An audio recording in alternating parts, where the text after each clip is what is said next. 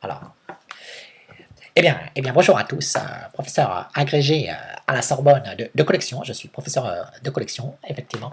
Alors, je voulais vous faire part aujourd'hui, un petit peu, dans cette émission pédagogique, didactique, comique que vous connaissez maintenant au studio Monza, voilà, d'un sujet qui me tient à cœur, une passion, un hobby, un loisir, je dois dire, un passe-temps. Voilà, il s'agit de la collection. Voilà. Donc je suis tombé tout petit dedans. Je suis, comment dire, devenu collectionneur dans mes plus jeunes années. Voilà, j'ai commencé par une collection assez simple, je dois dire, pour les jeunes qui m'écouteraient. La collection de gros mots. Voilà. Alors j'ai effectivement gardé cette collection un petit peu en forme. J'ai quand même échangé pas mal de gros mots au terme, comment dire, de mes allées et venues dans ma vie de tous les jours. Voilà. Alors je vais commencer par pipi caca prout. Pipi caca prout sont les trois gros mots de ma collection principale. Voilà, qui a été effectivement au fil des années agrémenté, un petit peu, je dois dire agrémenté par d'autres gros mots. Alors j'ai effectivement à l'adolescence découvert une multitude de gros mots, les ta-mères et les fils de, enfin, tous les fils. Ensuite, à la majorité, j'ai collectionné pendant, je dois dire, nombreuses années les enculés. Alors, les enculés à toutes les sauces, les enculés de ta mère, les enculés de ton père, les enculés de tes morts, les enculés de ta race, les enculés de fils de pute, puisque je faisais un petit peu des parallèles avec mes collections des années précédentes. Voilà. Et je dois dire que ce type de collection, j'ai vite arrêté parce que beaucoup trop volumineuse, lourde à porter. Donc j'ai pas mal échangé, je dois dire. J'ai redonné pas mal de collections. J'ai été beaucoup aidé aussi, par les homosexuels notamment. Voilà, les homosexuels m'ont beaucoup aidé à étoffer un petit peu cette collection. Et ensuite, bon, de fil en aiguille, j'essaie d'extrapoler un petit peu ma collection. Alors je suis arrivé à la collection d'une collection complémentaire, je dois dire, du gros mot. Voilà, c'est la collection de la calomnie. La calomnie, alors, c'est une collection assez particulière, je dois dire, qui est lourde aussi d'utilisation. Voilà, mais qui vaut son pesant, la calomnie, c'est-à-dire vous prenez des choses tel qu'un mot, qu'un gros mot, par exemple, et vous l'attribuez de manière un petit peu néfaste et mensongère à une personne. Voilà, c'est un jugement de valeur, en quelque sorte, la collection de la calomnie. Et donc, vous pouvez collectionner une multitude de calomnies. Voilà. Alors j'ai flirté un petit peu avec la calomnie, la pédophilie, mais j'ai vite arrêté parce que non, c'était pas trop mon truc. Voilà, donc j'ai refilé le bébé, si je puis dire, aux autres. Voilà. Donc, alors ensuite, évidemment, des collections beaucoup plus légères, des collections de printemps, été, automne, hiver, évidemment, que j'ai fait pendant 45 années quand même. 45 années, je dois le dire. Faites le calcul, 4 x 4, 16. 4 x 5, 20, 16 plus 20 égale 180. Effectivement, j'ai une collection de 180 saisons à mon actif. Alors, je pourrais rendre hommage au premier collectionneur des 4 saisons, Vivaldi, évidemment, un grand homme. Un homme qui a marqué son temps, un metteur en musique, si je puis m'exprimer ainsi, de collection aussi. Voilà. Donc, les collections légères, oui, bon, les 4 saisons. J'ai fait des collections plus légères encore, les collections papillons. Voilà, collectionner les papillons. Très bien, très sympa. M'a fait beaucoup voyager en fait, les papillons, très volatiles, les plumes d'oiseaux aussi, très sympa à collectionner comme collection. Voilà, si je peux vous donner quelques petits détails sur les collections. Alors il y a des collections dangereuses, par exemple les collections d'armes. Faire attention aux collections d'armes. Vous avez multitude de collections possibles dans les armes, moi-même, le couteau, les armes à feu, alors les bombes, alors je me souviens d'un collectionneur, une petite anecdote, collectionneur de bombes H, qui avait mal compris en fait le message avec son interlocuteur voisin, en fait, il voulait échanger en fait sur leur collection de bombes, et donc il a largué une bombe H, je ne me souviens plus trop dans quel pays, mais alors ça fait un boom, ça fait un tollé général dans la collection. Voilà, les collections dangereuses. Après, vous avez les collections un petit peu de la vie de tous les jours. Vous avez la collection des enfants, vous pouvez collectionner des enfants, vous pouvez collectionner des gens. Je connais pas mal de collectionneurs qui collectionnent les femmes, parce que les femmes, vous avez quand même une multitude de choix possibles. Vous avez dans la collection des femmes, vous avez les femmes de toutes les couleurs, un petit peu. Vous avez des vertes, des rouges, des brunes, des blondes, des rousses, enfin des pas mûres, d'un peu plus mûrs, des plus âgés. Enfin, vous avez une collection de femmes possibles, inimaginables. Et puis, ben, après, de fil en aiguille, évidemment, vous devenez un petit peu spécialiste comme moi de la chose, hein, professeur, je vous le dis encore une fois, professeur agrégé de collection de collectionneurs. Voilà. Et vous vous orientez évidemment vers, vers un petit peu le grandiose, je dois dire. Hein, qu'est-ce que j'ai fait comme chose assez extraordinaire? Oui, je suis passé dans un lieu de collection hein, dernièrement, donc je me baladais comme ça, et puis alors je tombe devant comment dire, des dentifrices. Ah, c'était extraordinaire, extraordinaire. Je n'avais jamais vu une collection aussi développée de dentifrices. Hein. Alors bon, vous aviez tout sur les pâtes à dents. Vous aviez la pâte à dents à la menthe, à la fraise, la pâte à dents qui rend les dents plus blanches. Bon, il y a une multitude de collections dans le dentifrice. Et effectivement, bah, de fil en aiguille, j'en arrive à me demander aujourd'hui, est-ce que, alors évidemment avec l'accord de mon entourage, hein, ma famille, mes amis, mon cercle, comment dire, socio-culturel, mon épouse, je me demande quelle collection, entre guillemets, entrevoir. Alors j'ai bien une petite idée, hein, c'est-à-dire de regrouper l'ensemble des collections des collectionneurs et de faire une collection un petit peu mondiale, hein, mondiale de la chose, voilà, réunir un petit peu toutes les collections. Hein. Bon, c'est pas forcément évident, parce qu'il y a collections qui prennent beaucoup de temps, et il y a des collections qui prennent beaucoup de place, et puis il y a des collections qui servent à pas grand chose non plus. Hein, voilà. Alors donc, une collection très difficile à mettre en place, la collection de l'argent. Oui, c'est pas évident, la monnaie, hein, l'argent. Pour le coup, pas simple, hein. Alors vous pouvez essayer, hein, vous commencez par des petites sommes hein, de collection, hein, 5, 10, 20 euros, 40, 50 euros. Et ensuite, bah, votre collection augmente un petit peu, mais vous allez voir que c'est très difficile de garder des montants assez conséquents hein, sur ce type de collection. Oui, parce que d'autres collectionneurs, évidemment, sont férus un peu de la chose. Et donc, bah, le système étant fait ainsi, il est très difficile de collectionner l'argent. Hein, voilà. Il vaut mieux essayer de voir hein, d'autres collections.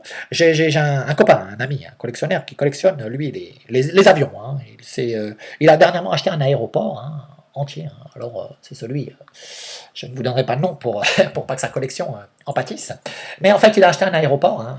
Alors, il a mis à l'intérieur multitude d'avions, hein, des avions un petit peu de toutes sortes. Hein, voilà. Alors évidemment, ça prend beaucoup de place, hein, même lorsque vous voulez un petit peu montrer vos collections au monde entier. Voilà, par exemple, je me souviens d'un collectionneur comment ça s'appelle, des enjoliveurs de voitures. Hein, voilà, il a voulu exposer, alors il avait plus de 5000, 6000 enjoliveurs. Vous vous rendez compte, à exposer, il faut quand même une place assez incroyable. Voilà. Voilà pour les collections. Alors, petite comment dire, parenthèse, hein, un petit peu, comment dire, subliminale. Hein. Je vais vous donner un petit peu quelques idées, un petit peu de collections à mettre en place, hein, parce qu'il y a des choses quand même assez importantes, hein. Des choses hyper importantes. Il faut quand même s'y attacher un petit peu, hein, s'y arrêter 2-3 minutes, hein, professeur, je vous rappelle. Voilà. Alors, par exemple, la personne qui collectionne les nains de jardin, voilà, les nains de jardin, s'appelle la nanomanie. La nanomanie. Voilà. Alors, effectivement, pour prononcer un petit peu les noms de collection, hein, vous verrez, hein, vous naviguerez un petit peu, peut-être au fil du réseau ou à travers votre vie, hein, vous croiserez des gens qui collectionnent tout un tas de choses, mais pour pour apprécier et pour interpréter et pour traduire, entre guillemets, et pour vous faire part un petit peu de l'essence même de la collection, de la passion en fait. Hein. Effectivement, chaque collection a un nom propre, hein, qu'il est difficile à épeler, hein, qu'il est difficile à transcrire, à exprimer. Hein, c'est pas facile de prononciation. Hein, voilà. Donc, vous ne m'en voudrez pas hein, pour les gens qui sont des spécialistes de la collection. Hein, à 9 minutes 14, voilà. Si je me trompe un petit peu dans ma prononciation de collection. Voilà. Alors, par exemple, le collectionneur de champignons, hein, chose que l'on peut collectionner assez facilement, je dois dire. Hein. Voilà. Alors, ça s'appelle la mycophilie. Vous voyez, la mycophilie, collectionneur de champignons. Vous avez par exemple des gens qui collectionnent les nœuds papillons. Alors, ne pas confondre avec le papillon. Hein. Ce n'est pas la même collection. Hein. J'insiste là-dessus. Hein. Ce n'est pas la même collection. Voilà. Les nœuds de papillon, alors ça s'appelle la nœud de l'europhilie. la nœud de l'europhilie. Voilà. La numismatie, je vous laisse deviner. C'est en rapport un petit peu avec des choses dont on a parlé précédemment. Voilà.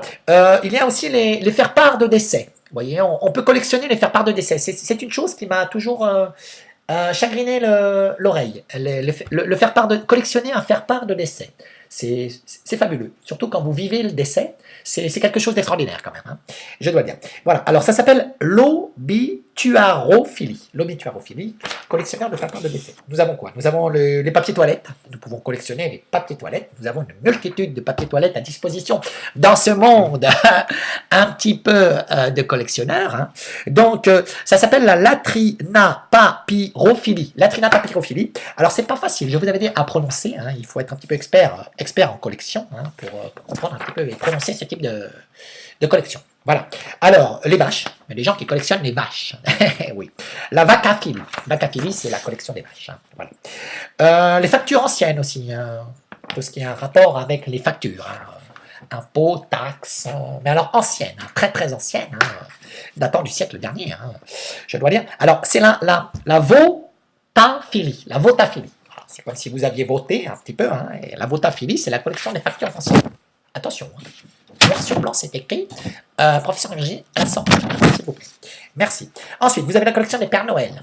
Facile. Difficile à prononcer, mais facile à collectionner. Alors, paternatalifile. La paternatalifile. Vous avez la collection des œufs Kinder aussi. Kinder. Je rappelle que Kinder veut dire en germanique, enfant. La collection des œufs Kinder. Alors, l'ovo Kinder Surprise Philophilie. Voilà. Vous avez les préservatifs. Ah oui, des gens collectionnent effectivement les préservatifs. Je me demande bien pourquoi faire. Voilà. Alors, c'est la préservatophilie. Hein. La collection des préservatifs, c'est la préservatophilie. Voilà. Alors, rappelez-vous, hein, lorsque vous commencez une collection, assurez-vous un petit peu du bien fondé de votre collection, hein, savoir un petit peu dans quel registre elle se classe. Est-ce que c'est une collection légère? Est-ce que c'est une collection dangereuse? Est-ce que c'est une collection qui peut, entre guillemets, vous rapporter plus que vous ne dépensez en énergie, en temps, en monnaie, en tout ce que vous voulez? Voilà. Parce que moi, pour vous donner un exemple personnel, j'avais commencé il y a très longtemps une collection de bouteilles. Hein. Tout type de bouteilles, hein. Des bouteilles d'eau, des bouteilles de vin, des bouteilles de whisky, des bouteilles d'alcool en général, des bouteilles de champagne. Alors, c'était un petit peu la fête tous les jours, hein, puisque ma collection grandissait.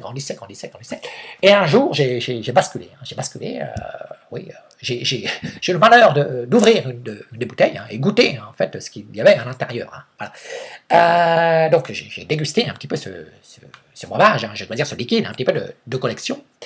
Et je suis tombé dedans. Hein. C'est-à-dire que la totalité de ma collection, hein, plus de, peut-être 6 000, 7 000, voire 8 000 bouteilles, que dis-je, peut-être 9 000, j'étais peut-être monté à 10 000, je ne les comptais plus, j'avais tout référencé, c'était assez monstrueux à noter, travail du quotidien. Et donc, j'ouvrais les bouteilles, et je siphonnais toute la journée. J'ouvrais les bouteilles, je siphonnais toute la journée. Hein. Le travail de collectionneur. Hein.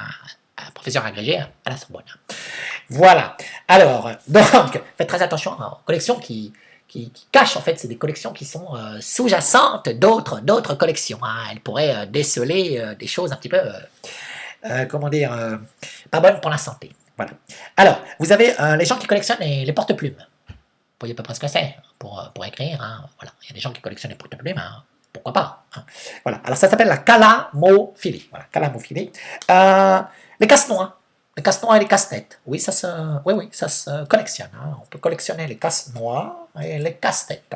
Alors, le casse-noix, c'est la cassanuxiphilie. Et les casse-têtes, c'est la céphaloclastophilie. Ah, alors, c'est pas facile à prononcer, je vous l'ai dit. Hein. Casse-noix, casse-tête. Hein. Bon, voilà. On retiendra un petit peu. Ensuite, vous avez les boîtes de sardines. Très important. On peut collectionner les boîtes de sardines. Oui, des gens qui collectionnent des camemberts, des gens qui collectionnent, je ne sais pas moi, des cigares, des boîtes d'allumettes. Bon, on peut collectionner les boîtes de sardines. On peut collectionner tout un tas de choses. Tout se collectionne. Voilà. Soyez collectionneur, soyez professionnel de la collection. Et si vous avez des questions, vous vous adressez au professeur agrégé de la Sorbonne que je suis. Il vous répondra et je me ferai un plaisir hein, de discuter avec vous sur l'ensemble des collections que vous abordez. Hein. Voilà. Mais méfiez-vous, avec quelques petites nuances cependant. Voilà. Voilà, collection du melon, hein, par exemple, alors, collection, alors je me trompe, hein, pas des melons, non, des étiquettes de melons. Voilà, vous pouvez collectionner les étiquettes de melons, mais pas les melons. Non, les melons, c'est, bon, on va pas rentrer dans le détail, mais le melon, c'est périssable, périssable, voilà. On va tous être amenés à périsser, donc collectionner des melons, c'est inutile, voilà, inutile. Voilà, alors, le cucurbitacées, c'est la collection des étiquettes de melons, voilà. Nous avons aussi les sacs à vomi. Ah oui, je note. Hématoaérosagophilie, la collection de sacs à vomi. Vous lirez, hein, vous allez un petit peu faire des recherches hein, à la Sorbonne ou sur Internet et vous verrez, ça existe. Voilà, vous avez la collection des insectes et des papillons, j'en ai parlé tout à l'heure. Hein, collection très éphémère, très volatile, très jolie, hein, en quelque sorte. L'entomologie, voilà, ça s'appelle comme ça. Ensuite, nous finirons un petit peu par quoi? Bon, nous avons évidemment la collection des objets de bistrot, hein. Nous avons la collection de burettes d'huile, les mignonnettes de boissons, oh, les tabatières, les encriers, les ours en peluche, les ouvre-boîtes, les chats, hein, collection des chats, la collection par exemple des poissons d'avril. Alors ça c'est une collection qui est très très drôle. Hein. Ça s'appelle l'Avrilo-Piscicophilie. L'Avrilo-Piscicophilie, c'est formidable. Alors nous nous amusons avec tous ces noms de collections. Et puis bah, évidemment, après libre à vous un petit peu de laisser votre imagination comment dire, fertile, procréer. Et puis vous serez sans doute très fier d'exhiber un jour votre plus grande collection. Hein, voilà. La collection qui vous sera très très très personnelle. Voilà. Donc moi, pour ma part, je vous l'ai dit, hein, je prends d'autres envergures, parce que bon, j'ai trop collectionné hein, maintenant de choses dans ma vie. Hein. Alors, je vais essayer de garder les choses précieuses. Hein. Collection de pierres précieuses aussi, très jolie. Hein, très jolie. Des pierres, vous collectionnez les pierres, vous les gardez, bon, voilà, vous les exposez. Les coquillages aussi, les coquillages, c'est très joli à collectionner. Voilà. Par contre, alors, collectionner, pour garder, oui, alors montrez un petit peu vos collections aux autres. Hein, voilà. Faites partager un petit peu comment dire, le fondement même de la collection. C'est un petit peu le but. Hein, voilà. Donc, échangez aussi, échangez dans vos collections. Enfin, en quelque sorte, vivez votre collection. Soyez passionné, mais passionné de manière intelligente. Vivez une collection au sens propre. Hein, une collection au sens propre. Voilà. Bon, ben, j'espère en tout cas aujourd'hui que le message visuel, audio hein, est bien passé. Moi, j'ai rendez-vous chez l'ophtalmo. J'ai des problèmes de vision, hein, de vision oculaire. Rassurez-vous, je ne collectionne pas les lunettes. Non. Je n'ai plus de place, pour collectionner les lunettes. Voilà. Alors, donc une bonne journée à tous. Je vous dis à très très bientôt sur nos antennes. Hein. Si jamais vous êtes de passage, évidemment, dans ma chair, hein, je me ferai un plaisir de discuter avec vous de votre passion de collectionneur. Voilà. Bien à vous, et au plaisir, et puis une bonne journée de collection, évidemment.